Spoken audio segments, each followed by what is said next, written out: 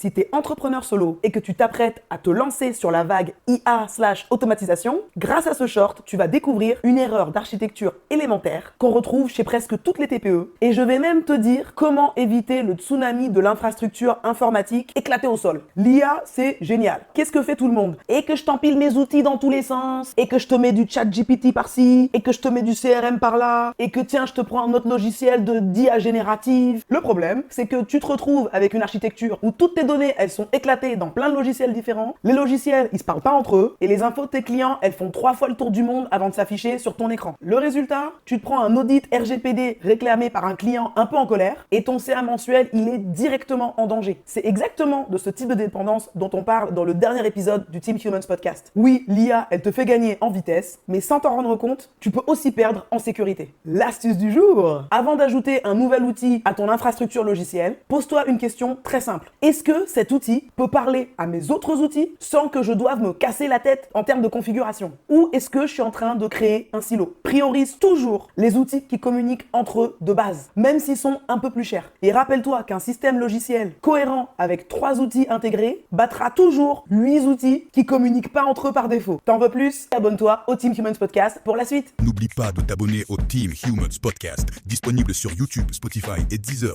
Go Team Humans!